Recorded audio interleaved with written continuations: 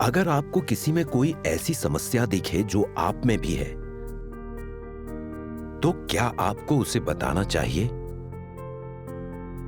जब आप खुद कुछ नहीं कर सकते, तो क्या आपको दूसरों को बताने का अधिकार है? क्या ये बात आपको सताती है कि आप कुछ ऐसा करना चाहें जो आपके साथ कभी ना हो? क्या ये सोच सत्य के अनुरूप है? इसके पीछे आखिर क्या रहस्य छिपा है? इस गवाही को सुनकर आपकी ये उलझन दूर हो जाएगी।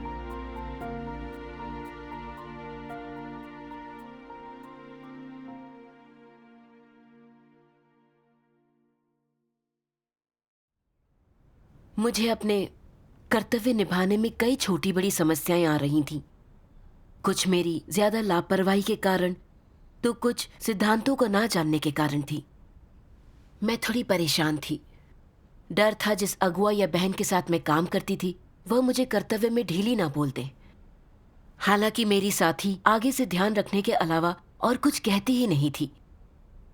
इससे मुझे हमेशा खुशी होती थी। बाद में जब मुझे दूसरों के कामों में कुछ समस्याएं स्पष्ट नजर आईं, तो मुझे लगा कि वे लोग अपने काम में कुछ ज्यादा ही ढीले हैं। मैं उनके साथ समस्या का विश्लेषण करना चाहती थी, ताकि वे समस्या की प्रकृति और इस तरह काम करने के गंभीर परिणामों को समझ सके। बढ़िया। मगर फिर मैंने सोचा कि लोगों की समस्याएं सीधे बता देने से उनकी गरिमा को ठेस पहुंचेगी। इतना कहना काफी होगा जिससे कि उन्हें अपनी उन समस्याओं का पता चल जाए। फिर जब मेरे अंदर भी यही समस्याएं हैं, तो मुझे बोलने का क्या अधिकार था? किसी बात पर दूसरों का निपटान करके मैंने खुद वही किया तो क्या होगा? क्या मैं पाखंडी नहीं कहलाऊंगी? मैंने सोचा मुझे बस अच्छी बातें ही कहनी चाहिए। इस तरह अगर मैंने कभी कोई गलती की तो लोग बात का बतंगड़ नहीं बनाएंगे। दूसरों को माफ करना खुद को माफ करना है। ये अपने लिए रास्ता खुला रखने जैसा है। सही कहा। इस तरह सोचकर मेरे दिल में मौजूद धार्मिकता बिल्कुल खत्म हो गई। मैंने अपनी साथी से कहा, जिनमें समस्याएं हैं उनका नाम लेने की कोई जरूरत नहीं है, समस्याओं पर चर्चा ही काफी होगी। उसने मुझे कोई जवाब नहीं दिया। इससे मुझे थोड़ी बेचैनी सी हुई। अगर एक एक समस्या नहीं बताई गई तो क्या लोगों को अपनी समस्या का एहसास हो पाएगा? वे खुद में बदलाव करेंगे? अगर नहीं किया तो इसका बुरा असर काम पर पड़ सकता है। मैं बड़ी उलझन में थी। बोलना चाहती थी पर हिम्मत नहीं हुई। इससे लगा मैं अपना कर्तव्य नहीं निभा रही थी। अपने बारे में सोचना सत्य के अभ्यास में बाधा बनता है। सही कहा। इसके बाद मैंने विचार किया कि यह मेरे लिए इतना मुश्किल क्यों था। आखिर मैं दूसरों की समस्याओं को उजागर क्यों नहीं कर पा रही थी? उसके बाद मन ही मन मैंने प्रार्थना की। परमेश्वर से मैंने मार्गदर्शन दिखाने की विनती की। बाद में मैंने एक और बहन को अपनी मौजूदा हालत के बारे में बताया। उसने परमेश्वर के वचनों का अंश भेजा। उसे पढ़कर मेरी आंखें खुल गई। मैं अपनी समस्या को थोड़ा समझ पाई।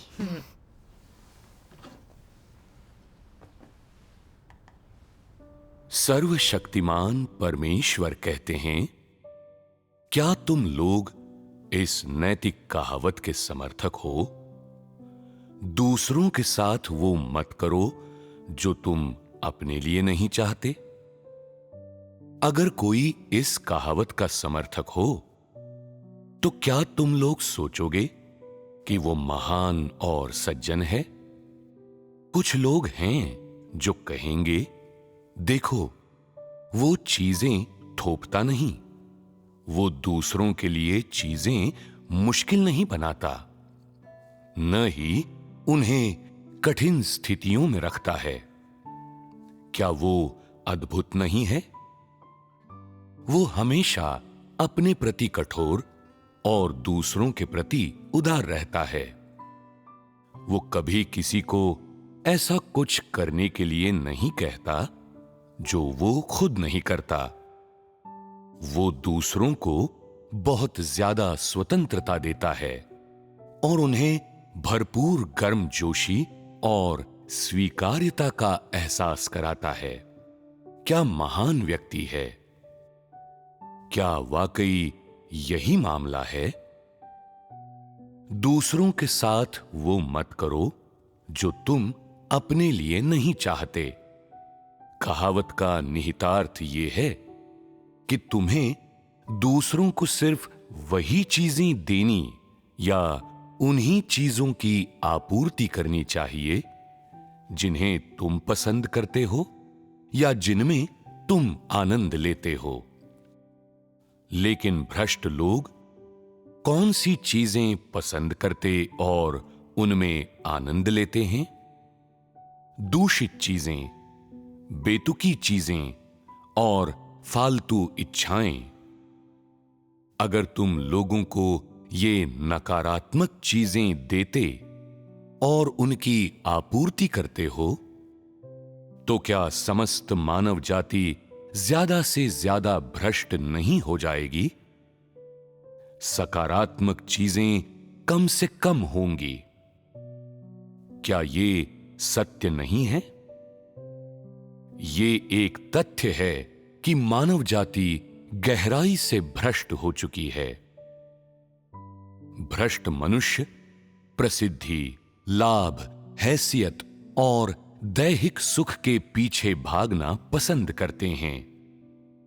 वे मशहूर हस्ती बनना चाहते हैं, पराक्रमी और अतिमानव बनना चाहते हैं।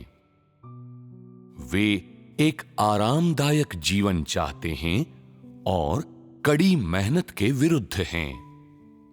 वे चाहते हैं कि सब कुछ उन्हें सौंप दिया जाए। उनमें से बहुत कम लोग सत्य या सकारात्मक चीजों से प्रेम करते हैं। अगर लोग अपनी भ्रष्टता और अभिरुचियां दूसरों को देते हैं और उनकी आपूर्ति उन्हें करते हैं, तो क्या होगा?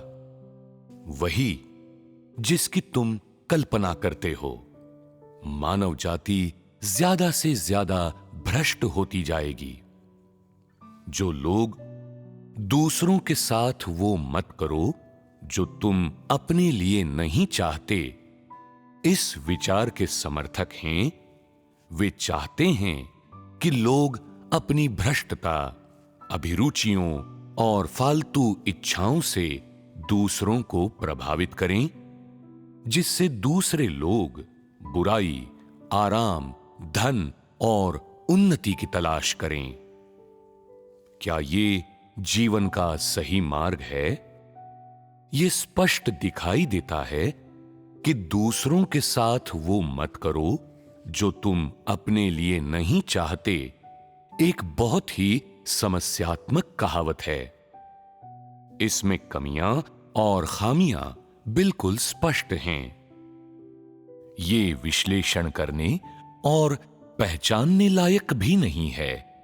जरा सी जांच करने पर ही इसकी त्रुटियां और हास्यास्पदता स्पष्ट दिखाई दे जाती है। हालांकि तुम में से कई ऐसे हैं जो इस कहावत से आसानी से सहमत और प्रभावित हो जाते हैं और बिना विचारे इसे स्वीकार लेते हैं। दूसरों के साथ बातचीत करते हुए तुम अक्सर इस कहावत का उपयोग खुद को धिक्कारने और दूसरों को प्रोत्साहन देने के लिए करते हो। ऐसा करने से तुम सोचते हो कि तुम्हारा चरित्र विशेष रूप से श्रेष्ठ है और तुम बहुत समझदार हो। लेकिन अनजाने ही इन शब्दों ने उन सिद्धांतों को जिनके अनुसार तुम जीते हो और मुद्दों पर तुम्हारे रुख को प्रकट कर दिया है। इसी के साथ तुमने दूसरों को धोखा देकर गुमराह कर दिया है, जिससे लोगों और परिस्थितियों के प्रति उनके विचार और रुख भी तुम्हारे जैसे हो गए हैं। तुमने एक असली तटस्थ व्यक्ति की तरह काम किया है और पूरी तरह से बीच का रास्ता अपना लिया है। तुम कहते हो, मामला चाहे जो भी हो, इसे गंभीरता से लेने की कोई जरूरत नहीं। अपने या दूसरों के लिए चीजें कठिन मत बनाओ। अगर तुम दूसरे लोगों के लिए चीजें कठिन बनाते हो तो तुम उन्हें अपने लिए भी कठिन बना रहे हो। दूसरों के प्रति दयालु होना खुद के प्रति दयालु होना है। अगर तुम दूसरे लोगों के प्रति कठोर हो तो तुम अपने प्रति भी कठोर होते हो। खुद को कठिन स्थिति में क्यों डाला जाए? दूसरों के साथ वो मत करो जो तुम अपने लिए नहीं चाहते।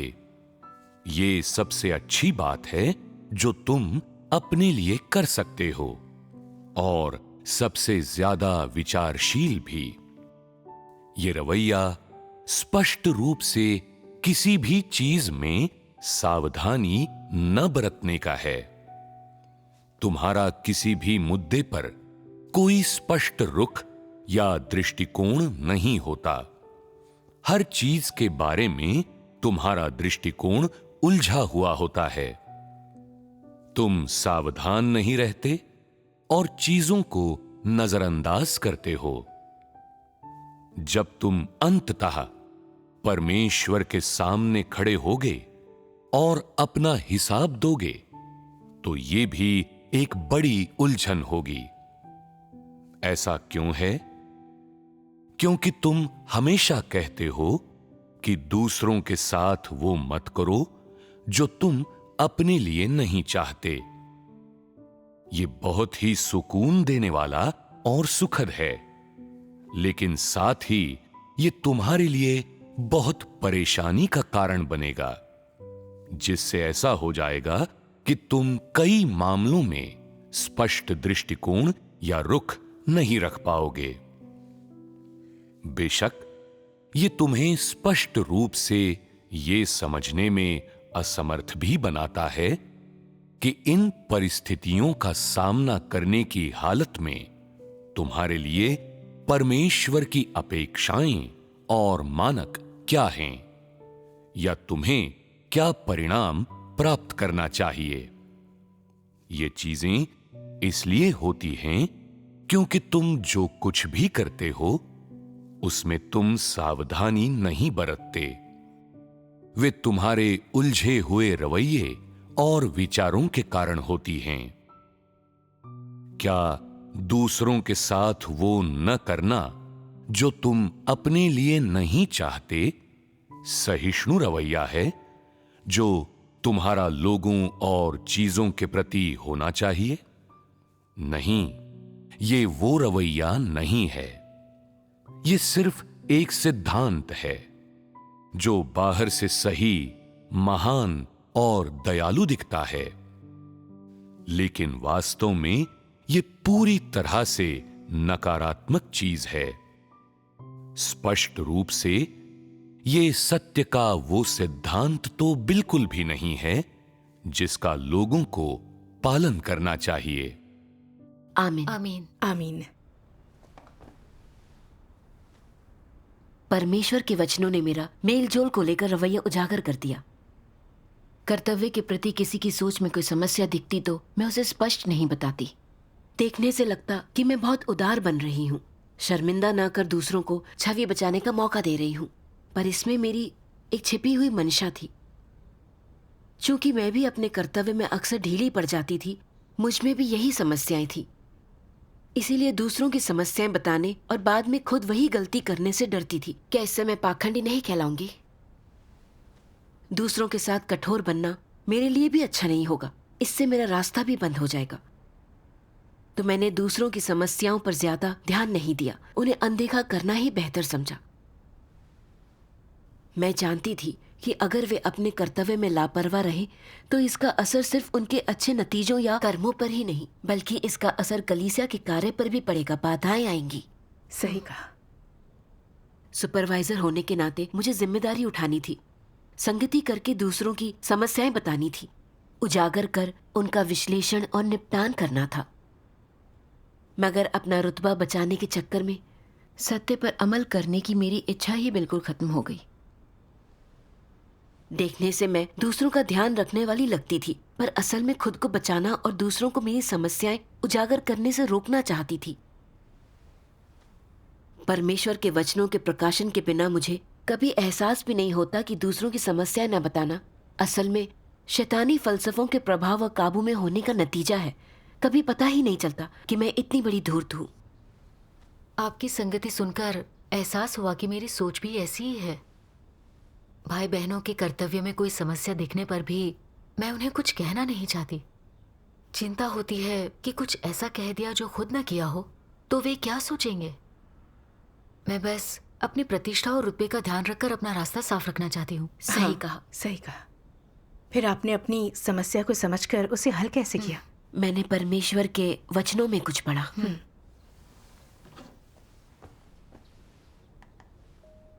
सर्वशक्तिमान परमेश्वर कहते हैं, शाब्दिक अर्थ में दूसरों के साथ वो मत करो जो तुम अपने लिए नहीं चाहते का अर्थ है कि अगर तुम कोई चीज पसंद नहीं करते या कोई चीज करना पसंद नहीं करते तो तुम्हें उसे अन्य लोगों पर भी नहीं थोपना चाहिए। ये चतुराई भरा और उचित लगता है। लेकिन अगर तुम हर स्थिति संभालने के लिए ये शैतानी फलसफा इस्तेमाल करोगे तो तुम कई गलतियां करोगे। इस बात की संभावना है कि तुम लोगों को चोट पहुंचाओगे, गुमराह करोगे, यहां तक कि लोगों को नुकसान भी पहुंचा दोगे। वैसे ही जैसे कुछ माता पिताओं को पढ़ने का शौक नहीं होता, लेकिन वे चाहते हैं कि उनके बच्चे पढ़ें और उनसे मेहनत से पढ़ने का आग्रह करते हुए हमेशा बहस करने की कोशिश करते हैं। अगर यहां दूसरों के साथ वो मत करो जो तुम अपने लिए नहीं चाहते कि अपेक्षा लागू की जाए, तो इन माता पिताओं को अपने बच्चों को पढ़ने पर मजबूर नहीं करना चाहिए, क्योंकि उन्हें खुद इसमें आनंद नहीं आता। कुछ लोग हैं जो परमेश्वर पर विश्वास करते हैं लेकिन सत्य का अनुसरण नहीं करते। फिर भी वे अपने हृदय में जानते हैं कि परमेश्वर पर विश्वास करना ही जीवन का सही मार्ग है। अगर वे देखते हैं कि उनके बच्चे सही रास्ते पर नहीं हैं, तो वे उनसे परमेश्वर पर विश्वास करने का आग्रह करते हैं। भले ही वे खुद सत्य का अनुसरण नहीं करते, फिर भी वे चाहते हैं कि उनके बच्चे सत्य का अनुसरण करें और आशीष पाएं। इस स्थिति में अगर उन्हें दूसरों के साथ वैसा ही व्यवहार करना हो जैसा वे अपने साथ चाहते हैं, तो इन माता पिताओं को अपने बच्चों से परमेश्वर पर विश्वास करने का आग्रह नहीं करना चाहिए। ये इस शैतानी फलसफे के अनुरूप होगा, लेकिन ये उनके बच्चों का उद्धार का अवसर भी नष्ट कर देगा। इस परिणाम के लिए कौन जिम्मेदार है? क्या दूसरों के साथ वो मत करो जो तुम अपने लिए नहीं चाहते कि परंपरागत नैतिक कहावत लोगों को नुकसान नहीं पहुंचाती? क्या इन उदाहरणों ने इस कहावत का पूरी तरह से खंडन नहीं कर दिया? इसमें कुछ भी सही नहीं है। उदाहरण के लिए, कुछ लोग सत्य से प्रेम नहीं करते। वे दैहिक सुखों के लिए लालायित रहते हैं और अपना कर्तव्य निभाते समय ढीले पड़ने के तरीके ढूंढते हैं। वे कष्ट उठाने या कीमत चुकाने के लिए तैयार नहीं हैं। वे सोचते हैं कि दूसरों के साथ वो मत करो जो तुम अपने लिए नहीं चाहते कहावत अच्छी तरह से बात को कहती है, और वे लोगों को बताते हैं तुम लोगों को सीखना चाहिए कि आनंद कैसे लिया जाए। तुम्हें अपना कर्तव्य अच्छी तरह से निभाने या कठिनाई झेलने या कोई कीमत चुकाने की आवश्यकता नहीं है। अगर तुम ढीले पड़ सकते हो तो ढीले पड़ जाओ। अगर तुम कोई चीज जैसे तैसे निपटा सकते हो तो निपटा दो। अपने लिए चीजें इतनी कठिन मत बनाओ। देखो, मैं इसी तरह जीता हूं। क्या यह बहुत अच्छा नहीं है? मेरा जीवन एकदम उत्तम है। तुम उस तरह जीकर खुद को थका रहे हो। तुम लोगों को मुझसे सीखना चाहिए। क्या ये दूसरों के साथ वो मत करो जो तुम अपने लिए नहीं चाहते कि अपेक्षा पूरी नहीं करता? अगर तुम इस तरह से कार्य करते हो तो क्या तुम ज़मीर और विवेक वाले व्यक्ति हो? अगर व्यक्ति अपना ज़मीर और विवेक खो देता है तो क्या उसमें सद्गुण की कमी नहीं है? इसे ही सद्गुण की कमी कहा जाता है। हम इसे ऐसा क्यों कहते हैं? क्योंकि वो आराम की लालसा रखता है, अपना कर्तव्य जैसे तैसे निपटाता है और दूसरों को अनमना होने और आराम की लालसा रखने में अपने साथ शामिल होने के लिए उकसाता और प्रभावित करता है। इसमें क्या समस्या है? अपने कर्तव्य में अनमना और गैर जिम्मेदार होना चालाकी बरतने और परमेश्वर का विरोध करने का कार्य है। अगर तुम अनमने बने रहते हो और पश्चाताप नहीं करते तो तुम उजागर कर बाहर निकाल दिए जाओगे। अगर लोग सत्य से प्रेम करते हैं तो उनमें सत्य का अनुसरण करने की शक्ति होगी और वे सत्य का अभ्यास करने के लिए कड़ी मेहनत कर सकते हैं। वे उसे त्याग सकते हैं जिसे त्यागना चाहिए और उसे छोड़ सकते हैं जिसे छोड़ना चाहिए। विशेष रूप से जो चीजें तुम्हारी प्रसिद्धि, लाभ और हैसियत से संबंधित हैं, उन्हें छोड़ देना चाहिए।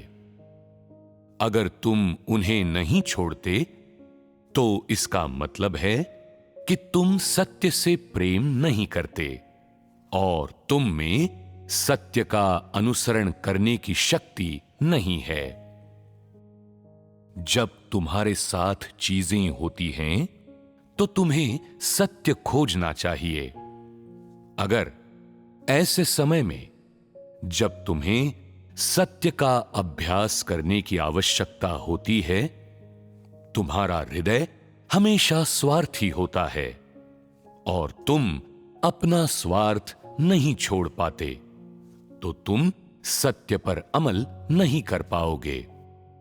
अगर तुम किसी भी परिस्थिति में सत्य की तलाश या उसका अभ्यास नहीं करते, तो तुम सत्य से प्रेम करने वाले व्यक्ति नहीं हो।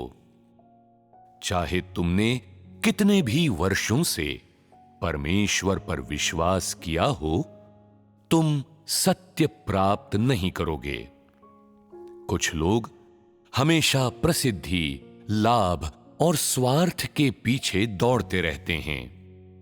कलीसिया उनके लिए जिस भी कार्य की व्यवस्था करे, वे हमेशा ये सोचते हुए उसके बारे में विचार करते हैं, क्या इससे मुझे लाभ होगा? अगर होगा तो मैं इसे करूंगा, अगर नहीं होगा तो मैं नहीं करूंगा। ऐसा व्यक्ति सत्य का अभ्यास नहीं करता, तो क्या वो अपना कर्तव्य अच्छी तरह से निभा सकता है? निश्चित रूप से नहीं निभा सकता। भले ही तुम बुराई न करते हो, फिर भी तुम सत्य का अभ्यास करने वाले व्यक्ति नहीं हो। अगर तुम सत्य का अनुसरण नहीं करते, सकारात्मक चीजों से प्रेम नहीं करते और कुछ भी तुम पर आ पड़े, तुम सिर्फ अपनी प्रतिष्ठा और हैसियत, अपने स्वार्थ और जो तुम्हारे लिए अच्छा है उसकी परवाह करते हो, तो तुम ऐसे व्यक्ति हो जो केवल स्वार्थ से प्रेरित होता है और तुम स्वार्थी और नीच हो।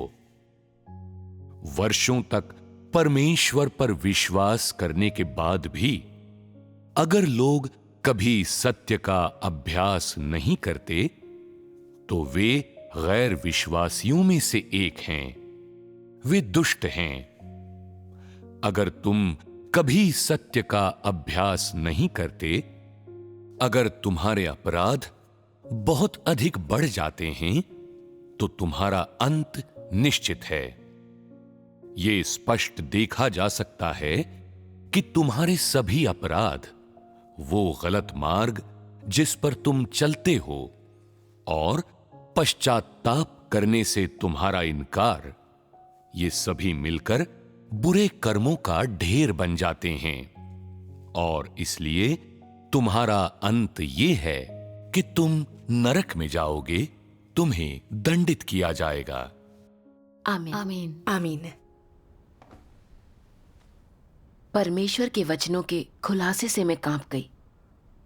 दूसरों के साथ वह मत करो जो तुम अपने लिए नहीं चाहते के आधार पर मेल जोल करने से मैं दूसरों के प्रति उदार दिखने लगी, पर असल में मैं उनका नुकसान ही कर रही थी। मैं परमेश्वर के वचनों का अभ्यास या अपेक्षाएं पूरी नहीं कर रही थी। दूसरों को परमेश्वर के वचनों का अभ्यास करने को न कहकर मैं उन्हें खुश करने में लगी थी, मानो उन्हें भी मेरी तरह प्रगति नहीं कर नकारात्मक और दुष्ट बन जाना चाहिए। इस तरह काम करना गैर जिम्मेदाराना है। यह तो चापलूस बनना है, विवेकहीन और गुणहीन होना है। मेरा बर्ताव भी ऐसा ही था। मैंने सत्य से प्रेम नहीं किया, सहज स्थिति में रहना चाहती रही, कर्तव्यों को गंभीरता से लेना ही नहीं चाहा। मेरे कर्तव्य में सभी तरह की समस्याएं और कमियां थीं, पर मैं उन्हें उजागर करने से डरती थी, चाहती कि अगुआ और मेरे साथी मेरे साथ ज्यादा कठोर न बने। मुझे डर था कि मैंने दूसरों से स्पष्ट बात की तो मिसाल बनना होगा, उनकी निगरानी स्वीकारनी होगी, जिससे मेरी जिंदगी बिल्कुल भी आसान नहीं होने वाली। तो मैं दूसरों का बचाव करके उन्हें भी ऐसा ही बनाना चाहती थी, ताकि वे कोई समस्या उजागर न करें, एक दूसरे पर नजर न रखें। सत्य हासिल करने से पहले लोग जीवन में अपने भ्रष्ट स्वभाव के अनुसार ही चलते हैं, ढीले पड़ जाते हैं और अपने कर्तव्य में लापरवाही करते हैं। ऐसे में आपसी देखरेख और मार्गदर्शन सबसे जरूरी है। यह अच्छी बात है, इससे कलीसिया के कार्य की रक्षा होती है। सही कहा।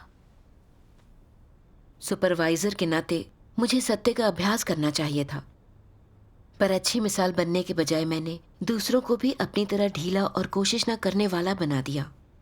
दरअसल मैं सत्य से ऊब गई थी, स्वीकारना नहीं चाहती थी।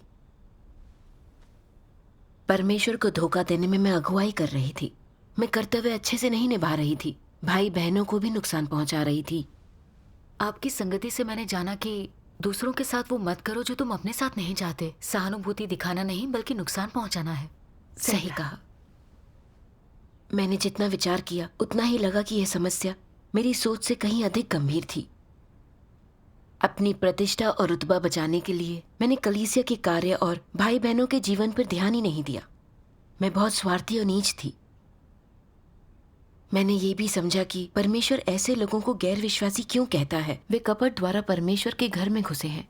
ऐसा इसलिए क्योंकि उन्हें खुद से प्रेम है, वे कलीसिया के कार्य की नहीं सोचते। परमेश्वर चाहता है कि हम सत्य का अभ्यास करें, सिद्धांत के अनुसार काम करें। मगर मुझे सत्य से प्रेम नहीं था। मैं चाहती थी सब एक दूसरे का बचाव करे, कोई सत्य का अभ्यास न करे। मैं परमेश्वर के विरुद्ध काम कर रही थी। यह कुकर्म था। मुझे लगता था जानबूझकर कलीसिया के कार्य में रुकावट डालना कुकर्म है, जिससे परमेश्वर नफरत करता है। मगर फिर मैंने जाना कि हर मोड़ पर अपने फायदे देखना, भ्रष्टता से बातचीत और बर्ताव करना और सत्य पर अमल न करना भी एक तरह का कुकर्म ही है। इसका एहसास होने पर मैंने फौरन पश्चाताप में प्रार्थना की। परमेश्वर, मैं एक सुपरवाइजर हूं, पर सत्य पर अमल नहीं कर रही। अपनी प्रतिष्ठा और रुतबा बचाने के लिए मैं यही चाहती थी कि सभी एक दूसरे का बचाव करें। मुझ में जरा भी विवेक या समझ नहीं है। मैं इस कर्तव्य के लायक नहीं। परमेश्वर, मैं खुद को बदलना चाहती हूँ। आमीन। प्रार्थना के बाद मैंने हाल ही में सभी भाई बहनों के कर्तव्य में आई समस्याओं की अलग से एक सूची बनाई। सभी समस्याओं का ब्यौरा देखकर मैं चौंक गई। ऐसा क्या हो गया? कुछ लोग अपने कर्तव्य निभाने में गैर जिम्मेदार और लापरवाह थे। कुछ काम दोबारा करने जरूरी थे। एक के बाद एक समस्याएं देखकर मुझे बेचैनी होने लगी। मुझे कोई अंदाजा नहीं था कि सबकी इतनी समस्याएं होंगी। फिर भी मैंने खुद का और दूसरों का सोचते हुए इन्हें अनदेखा करना ही सही समझा। मुझे परमेश्वर की इच्छा का कोई ख्याल नहीं था। इसी तरह चलता रहता तो काम में हुई देरी का ठीकरा मेरे सिर पर फूटता। हाँ, इससे पहले कि समस्याएं और गंभीर हो जाती, अच्छा हुआ आपने सत्य खोज लिया। सही बिल्कुल कहा। सही कहा। हाँ, उस शाम मैंने परमेश्वर के वचनों का एक अंश पढ़ा, जिससे मुझे अपना व्यवहार समझने में मदद मिली। परमेश्वर कहते हैं, मसीह विरोधी कोई भी कार्य कर रहे हों, वे सबसे पहले अपना हित देखते हैं। वे सोच विचार कर ही कार्य करते हैं। वे सच्चाई से बिना किसी समझौते के, ईमानदारी से और पूरी तरह से सत्य का पालन कभी नहीं करते। वे काम चुनकर और अपनी शर्तों पर करते हैं। पर भला ये कौन सी शर्त होती है? शर्त है कि उनका रुतबा और प्रतिष्ठा हमेशा सुरक्षित रहे, उन्हें कभी भी कोई नुकसान ना हो। ये शर्त पूरी होने के बाद ही वे तय करते हैं कि क्या करना है। यानी मसीहा विरोधी इस बात पर गंभीरता से विचार करते हैं कि सत्य के सिद्धांतों, परमेश्वर के आदेशों और परमेश्वर के घर के कार्य से किस ढंग से पेश आया जाए, चीजों से कैसे निपटा जाए। वे इस पर विचार नहीं करते कि परमेश्वर की इच्छा कैसे पूरी की जाए, उसके घर के हित को कैसे नुकसान न पहुंचाया जाए, परमेश्वर को कैसे संतुष्ट किया जाए, भाई बहनों को कैसे लाभ पहुंचाया जाए। वे लोग इन बातों पर विचार नहीं करते। मसीह विरोधी किस पर विचार करते हैं? वे सोचते हैं कि कहीं उनके रुतबे और प्रतिष्ठा पर तो आंच नहीं आएगी, कहीं उनकी प्रतिष्ठा तो कम नहीं हो जाएगी। अगर सत्य के सिद्धांतों के अनुसार कुछ करने से कलीसिया के कामों में और भाई बहनों को लाभ पहुंचता है, पर इससे उनकी अपनी प्रतिष्ठा और रुतबे को नुकसान पहुंचता है, लोगों को उनके वास्तविक कद का एहसास हो जाता है, उनकी प्रकृति का पता चल जाता है, तो वे निश्चित रूप से सत्य के सिद्धांतों से कार्य नहीं करेंगे। यदि व्यवहारिक काम करने से लोग उनके बारे में अच्छी राय बना लेते हैं, उनका सम्मान और प्रशंसा करते हैं, या उनकी बातों में अधिकार आ जाता है और लोग उनके प्रति समर्पित हो जाते हैं, तो फिर वे काम उसी प्रकार करना चाहेंगे। अन्यथा ऐसे लोग परमेश्वर के घर के हितों या अपने भाई बहनों के हितों पर ध्यान देने के लिए अपने हितों की अवहेलना करने का चुनाव कभी भी नहीं करेंगे। यह एक मसीह विरोधी की प्रकृति और सार है। क्या ये स्वार्थ और नीचता नहीं है? किसी भी स्थिति में मसीह विरोधी अपनी हैसियत और प्रतिष्ठा को सर्वोच्च महत्व देते हैं। उनका कोई मुकाबला नहीं कर सकता, चाहे तरीका कोई भी हो। अगर वह लोगों को जीतता है और दूसरों से उनकी पूजा करवाता है, तो मसीहा विरोधी उसे अपनाएंगे। सीधे शब्दों में, एक मसीहा विरोधी जो कुछ भी करता है, उसके पीछे उसका लक्ष्य और इरादा सिर्फ और सिर्फ हैसियत और प्रतिष्ठा के इर्द गिर्द घूमता है। फिर चाहे उसके बात करने का तरीका हो, काम का तरीका या व्यवहार हो, या फिर उसकी सोच और दृष्टिकोण हो, या खोज का तरीका हो, सब उसकी प्रतिष्ठा और रुतबे के इर्द गिर्द है। मसीह विरोधियों के काम करने का यही तरीका है। आमीन। आमीन। परमेश्वर के वचन बिल्कुल स्पष्ट हैं। मसीह विरोधी सिर्फ अपनी प्रतिष्ठा और रुतबा बचाने के लिए काम करते हैं। वे कभी नहीं सोचते कि कलीसिया के कार्य की रक्षा कैसे करें, भाई बहनों का फायदा किस तरह से कराया जाए। वे अपने हितों को खतरे में डालने के बजाय कलीसिया का नुकसान होने देंगे। रुतबे और प्रतिष्ठा की उन्हें बहुत चिंता रहती है। सही कहा। अपने चिंतन में मैंने देखा कि मेरा बर्ताव मसीह विरोधी जैसा ही था। समस्या का सामना होने पर मैं अपने हितों, अपनी छवि और रुतबे को सबसे ऊपर रखती। जब मैंने देखा कि कुछ लोग अपने कर्तव्य निभाने में काफी लापरवाह हैं, तो जानती थी कि इस बारे में बताकर उनका निपटान करना चाहिए, ताकि वे अपनी समस्याओं को देखकर अपनी भ्रष्टता को पहचान सके। सही कहा। मगर किसी को नाराज न करने और खुद को बचाने के चक्कर में मैंने सत्य पर अमल नहीं किया। मैं सत्य के अनुरूप एक शब्द भी नहीं बोल पा रही थी। इसके बजाय मैं अपना बचाव करने के बारे में सोचती रही। मैं बहुत धूर्त और धोखेबाज थी और बीच का रास्ता चुनना चाहती थी। अपने हितों की रक्षा करते हुए मैं शोहरत और रुतबे के पीछे भागती रही। कलीसिया के कार्य के बारे में सोचने के बजाय लोगों को भ्रष्टता से कर्तव्य निभाने दिया। मैं एक मसीहा विरोधी के मार्ग पर थी। सही कहा। इसी तरह चलती रहती तो परमेश्वर मुझे उजागर करके जरूर निकाल देता। इससे मुझे एहसास हुआ कि यह समस्या कितनी ज्यादा गंभीर थी। मैंने परमेश्वर से मार्गदर्शन की प्रार्थना की ताकि मोह त्याग सकूं, कलीसिया के कार्य को कायम रख जिम्मेदारियां पूरी कर सकूं। इसके बाद मैंने परमेश्वर के और वचन पढ़े।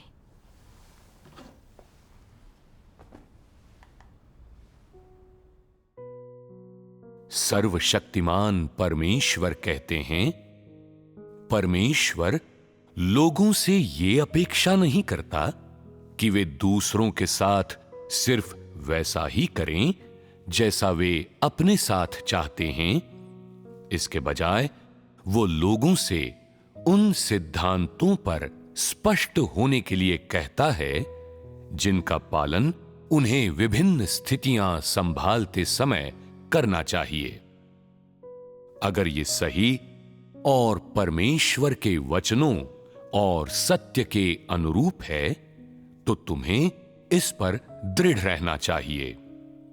और न केवल तुम्हें इस पर दृढ़ रहना चाहिए, बल्कि तुम्हें दूसरों को सावधान करना, मनाना और उनके साथ संगति करनी चाहिए, ताकि वे समझ सकें कि परमेश्वर की इच्छा असल में क्या है और सत्य के सिद्धांत क्या हैं। ये तुम्हारी जिम्मेदारी और दायित्व है। परमेश्वर तुमसे बीच का रास्ता अपनाने के लिए नहीं कहता और ये दिखाने के लिए तो बिल्कुल नहीं कहता कि तुम्हारा दिल कितना बड़ा है। तुम्हें उन बातों पर दृढ़ रहना चाहिए जिनके बारे में परमेश्वर ने तुम्हें चेताया है और जो तुम्हें सिखाई हैं और जिनके बारे में परमेश्वर अपने वचनों में बात करता है। अपेक्षाएं, कसौटियां और सत्य के सिद्धांत जिनका लोगों को पालन करना चाहिए। न केवल तुम्हें उन पर दृढ़ रहना चाहिए, बल्कि तुम्हें उन पर हमेशा के लिए दृढ़ रहना चाहिए। तुम्हें एक उदाहरण बनकर अगुवाई करने के साथ साथ अपनी ही तरह सत्य के इन सिद्धांतों पर दृढ़ रहने, इनका पालन और अभ्यास करने के लिए दूसरों को समझाने, उनका निरीक्षण करने, उनकी मदद करने और उनका मार्गदर्शन करने का अभ्यास करना चाहिए। परमेश्वर अपेक्षा करता है कि तुम ऐसा करो। वो ये अपेक्षा नहीं करता कि तुम खुद को और अन्य लोगों को बचकर निकल जाने दो। परमेश्वर अपेक्षा करता है कि तुम मुद्दों पर सही रुख अपनाओ, सही नियमों पर दृढ़ रहो और ठीक ठीक जान लो कि परमेश्वर के वचनों में क्या मानदंड हैं और ठीक ठीक समझ लो कि सत्य के सिद्धांत क्या हैं। अगर तुम इसे पूरा न भी कर पाओ, अगर तुम अनिच्छुक भी हो, अगर तुम्हें ये पसंद न हो, अगर तुम्हारी धारणाएं हों या अगर तुम इसका विरोध करते हो, तो भी तुम्हें इसे अपनी जिम्मेदारी, अपना दायित्व मानना चाहिए। तुम्हें लोगों के साथ उन सकारात्मक चीजों पर संगति करनी चाहिए जो परमेश्वर से आती हैं, उन चीजों पर जो सही और सटीक हैं, और उनका उपयोग दूसरों की मदद करने, उन्हें प्रभावित करने और उनका मार्गदर्शन करने के लिए करो, ताकि लोग उनके द्वारा लाभान्वित और शिक्षित हो सकें और जीवन में सही मार्ग पर चल सकें। ये तुम्हारी जिम्मेदारी है और तुम्हें हठपूर्वक दूसरों के साथ वो मत करो जो तुम अपने लिए नहीं चाहते के विचार से नहीं चिपकना चाहिए, जिसे शैतान ने तुम्हारे दिमाग में डाल दिया है। परमेश्वर की दृष्टि में ये कहावत सिर्फ जीने का एक फलसफा है। ये शैतान की चालों में से एक है। ये सही मार्ग नहीं है, न ही ये कोई सकारात्मक चीज है। परमेश्वर तुमसे केवल इतना चाहता है कि तुम एक ईमानदार व्यक्ति बनो, जो स्पष्ट रूप से समझता हो कि उसे क्या करना और क्या नहीं करना चाहिए। वो तुमसे चापलूस या तटस्थ बनने के लिए नहीं कहता। उसने तुम्हें बीच का रास्ता अपनाने के लिए नहीं कहा है। जब कोई मामला सत्य के सिद्धांतों से संबंधित हो, तो तुम्हें वो कहना चाहिए जो कहने की आवश्यकता है, और वो समझना चाहिए जो समझने की आवश्यकता है। अगर कोई व्यक्ति कोई चीज नहीं समझता, लेकिन तुम समझते हो और तुम संकेत देकर उसकी मदद कर सकते हो, तो तुम्हें निश्चित रूप से ये जिम्मेदारी और दायित्व पूरा करना चाहिए।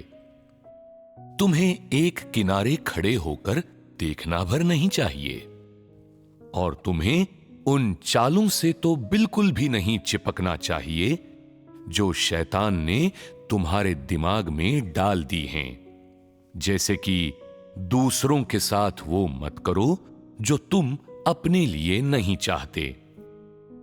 अगर तुम हमेशा इसे कायम रखते हो, तो तुम ऐसे व्यक्ति हो जो शैतानी फलसफों के अनुसार जीता है। ऐसा व्यक्ति जो पूरी तरह से शैतानी स्वभाव में रहता है। अगर तुम परमेश्वर के मार्ग का अनुसरण नहीं करते, तो तुम सत्य से प्रेम या उसका अनुसरण नहीं करते। चाहे कुछ भी हो जाए, तुम्हें जिस सिद्धांत का पालन करना चाहिए और सबसे महत्वपूर्ण चीज जो तुम्हें करनी चाहिए, वो है जितना हो सके लोगों की मदद करना। तुम्हें वैसा नहीं करना चाहिए जैसा शैतान कहता है, और दूसरों के साथ सिर्फ वही नहीं करना चाहिए जो तुम अपने लिए चाहते हो, या एक चतुर खुशामदी नहीं बनना चाहिए। जितना हो सके लोगों की मदद करने का क्या अर्थ है? इसका अर्थ है अपनी जिम्मेदारियां और दायित्व पूरे करना। जैसे ही तुम देखो कि कोई चीज तुम्हारी जिम्मेदारियों और दायित्वों का हिस्सा है, तो तुम्हें परमेश्वर के वचनों और सत्य पर संगति करनी चाहिए। अपनी जिम्मेदारियां और दायित्व पूरे करने का यही अर्थ है। आमीन। आमीन। आमीन। परमेश्वर के वचनों से मैंने देखा, जो अपने लिए नहीं चाहते दूसरों के साथ मत करो। इस चाल से शैतान लोगों की सोच को भ्रष्ट कर उस पर काबू करता है, ताकि वे दूसरों से मेल जोल में सत्य का अभ्यास करने के बजाय शैतानी फलसफों के अनुसार चलें। वे सहनशील बनकर एक दूसरे को छूट देने लगते हैं। सभी अपने भ्रष्ट स्वभाव के अनुसार जिएंगे, तो शैतान हम पर काबू पा लेगा और बुराई ताकतवर हो जाएगी। आखिर में पवित्र आत्मा हमें त्याग देगा। सही कहा। हालांकि इन वचनों के अनुसार जीने में, अमल कर उसकी अपेक्षाएं पूरी करने में मैं नाकाम रही थी, पर अब मुझे जिम्मेदारियां पूरी करके अपने प्रबोधन और परमेश्वर के वचनों की समझ पर सबके साथ संगति करनी थी। लोगों को कर्तव्य में सत्य के सिद्धांतों के विरुद्ध जाते देख मुझे उदार और सहनशील रवैया रखने के बजाय सिद्धांत के अनुसार संगति और आलोचना करके बस दूसरों की मदद करनी थी। ऐसे ही मैं कलीसिया के कार्य को कायम रख अपना कर्तव्य निभा सकती थी। सही कहा। मुझे सत्य पर अमल करने की मिसाल भी कायम करनी थी। ये सच था कि मुझे कर्तव्य निभाने में समस्याएं थीं, पर मैं ढिलाई और दिखावा करके वास्तविकता से और भाग नहीं सकती थी। अगर भागी तो कभी प्रगति नहीं कर पाऊंगी। सही कहा। मुझे आगे बढ़कर अपनी समस्याएं कबूल कर दूसरों की निगरानी स्वीकारनी चाहिए और कर्तव्य को गंभीरता से लेना चाहिए। परमेश्वर का धन्यवाद, ये बहुत अच्छा अभ्यास है। सही कहा। मुझे एहसास हुआ कि दूसरों की आलोचना करने के लिए खुद में गलतियां, ये समस्या नहीं होनी चाहिए। ये सत्य के अनुरूप बिल्कुल नहीं है, खुद को आसन पर बिठाने जैसा है। सही कहा। मैं बस एक बेहद शैतानी स्वभाव वाली भ्रष्ट इंसान हूँ और कुछ नहीं। मैं कर्तव्य में अक्सर सत्य के सिद्धांतों के विरुद्ध चली जाती हूँ। इसलिए मुझे परमेश्वर के न्याय और काट छांट की आवश्यकता है। मुझे भाई बहनों की निगरानी की जरूरत भी है और समस्याएं दिखने पर मुझे उनसे भागने के बजाय उनका सामना करना चाहिए। इस एहसास से मुझे प्रबुद्धता मिली और मुझे अभ्यास का मार्ग मिला। परमेश्वर का धन्यवाद। अगली सभा में मैंने पहले अपने कर्तव्य में आई हाल की समस्याओं पर चर्चा की, अपनी लापरवाही उजागर कर उसका विश्लेषण किया, सबको मुझ पर नजर रखने को कहा, ये भी कहा कि वे इसे एक चेतावनी समझे। आखिर में मैंने अपने 2 ऐसे भाई बहनों के नाम भी लिए जो खास तौर पर लापरवाह थे और बदलाव लाने में नाकाम रहने पर संगति की। ऐसा करके मुझे बहुत शांति मिली। मुझे बहुत खुशी हुई जब एक भाई जिसका मैंने निपटान किया था इस तरह नाम लिए जाने पर अपनी समस्या को पहचान पाया और एक संदेश भेजकर कहा, मुझे उजागर करके निपटाया नहीं जाता तो मुझे अपनी समस्या का कभी पता नहीं चलता। इस तरह मदद करने के लिए धन्यवाद। अब मैं चिंतन कर सत्य में प्रवेश करना चाहता हूँ। उसका यह संदेश पढ़कर मैं भावुक हो गई। मुझे निपटाए और उजागर किए जाने से नफरत थी तो मैं दूसरों के साथ भी ऐसा कम ही करती थी, पर असल में इससे उन्हें कोई फायदा नहीं होता था। दूसरों को खुश रखने, अपनी प्रतिष्ठा और रुतबा बचाने, उनके काम की सभी समस्याओं को सहने और अपने कर्तव्य या अपनी जिम्मेदारियां पूरी न करने पर मुझे बहुत पछतावा हुआ। मुझे लगा मैं परमेश्वर और भाई बहनों की ऋणी हूं। मुझे ये भी समझ आया कि परमेश्वर के वचनों पर अमल करना ही सिद्धांत के अनुसार जीना है। आमीन। आमीन। बातों को ज्यादा घुमाए बिना लोगों को उनकी समस्या स्पष्ट बताने से उन्हें काफी मदद मिलती है। इससे हमें भी फायदा होता है। सही कहा। जो अपने लिए नहीं चाहते दूसरों के साथ मत करो। एक शैतानी भ्रांति है जिससे लोगों का नुकसान होता है। सही कहा। मैंने यह भी देखा कि अपने कर्तव्य निर्वहन में समस्याएं आने पर निपटाए जाने से डरते रहने का मतलब था कि मैं निपटान का महत्व ही नहीं समझती थी। परमेश्वर के वचन कहते हैं, लोगों की निगरानी करना, उन पर नजर रखना, उन्हें जानना, उन्हें परमेश्वर में विश्वास के मार्ग में प्रवेश की मदद के लिए है, ताकि वे उसकी अपेक्षा और सिद्धांत के अनुसार कर्तव्य निभा सके, ताकि वे गड़बड़ी या व्यवधान कर समय बर्बाद न करें। इसका उद्देश्य उनके और परमेश्वर के घर के कार्य के प्रति जिम्मेदारी वहन करना है। इसमें कोई दुर्भावना नहीं है। आमीन। आमीन। ये सच है, हम सबका स्वभाव भ्रष्ट है। सब अपने कर्तव्य में लापरवाह और कपटी हो सकते हैं। काम की देखरेख और छानबीन करने वाला कोई ना हो, या कोई हमारी आलोचना करके हमारे साथ कोई संगति ना करे, तो हम अच्छा काम नहीं कर पाएंगे। हम सब अपने हिसाब से चलने लग जाएंगे। ना चाहते हुए भी हम कलीसिया के कार्य में बाधा खड़ी कर देंगे। हाँ, सही सही कहा। कहा। जब अगुआ हमारे काम की देखरेख करते या आलोचना करते हैं, वे कर्तव्य निभा रहे होते हैं। यह कलीसिया कार्य को कायम रखना है। यह हमारे जीवन में प्रवेश के लिए अच्छा है। इससे कोई मुश्किलें खड़ी नहीं होंगी। हाँ, सही सही कहा। कहा। मैं जो अपने लिए नहीं चाहते दूसरों के साथ मत करो कि शैतानी सोच पर चलने वाली सुपरवाइजर थी। दूसरों के कामों में समस्याएं दिखने पर भी मैं उनके प्रति हमेशा उदार बनी रही।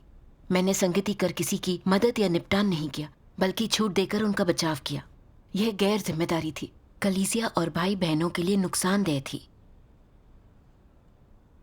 इस अनुभव से मेरी यह गलत सोच पूरी तरह बदल गई। फिर मैंने निगरानी और उजागर करने की अहमियत को भी जाना। परमेश्वर का धन्यवाद। आपका अनुभव सुनकर मैं बहुत प्रभावित हुई। मेरे साथ कभी ऐसा हुआ तो मैं सत्य खोजूंगी, उसे अमल में लाने पर ध्यान दूंगी, परमेश्वर के वचनों के अनुसार जीना सीखूंगी। सही बढ़िया। कहा। मैं भी इस अनुभव से बहुत प्रभावित हुई। मैंने देखा शैतानी फलसफों से जीकर हमारे सभी विचार गलत हो जाते हैं। हम सही और गलत में कोई अंतर नहीं कर पाते, ये जान नहीं पाते कि सत्य के सिद्धांत और परमेश्वर की अपेक्षाएं क्या हैं। शैतानी फलसफों के अनुसार चलकर कलीसिया के कार्य में बाधा डालना आसान है। चीजों को परख कर परमेश्वर के वचनों के अनुसार जीना ही उसकी इच्छा के अनुरूप है। सही आमीन। कहा। मुझे सत्य पर अमल करने का फल मिला और परमेश्वर की अपेक्षाओं के अनुसार काम करने का आत्मविश्वास भी मिला। परमेश्वर का परमेश्वर का धन्यवाद। धन्यवाद।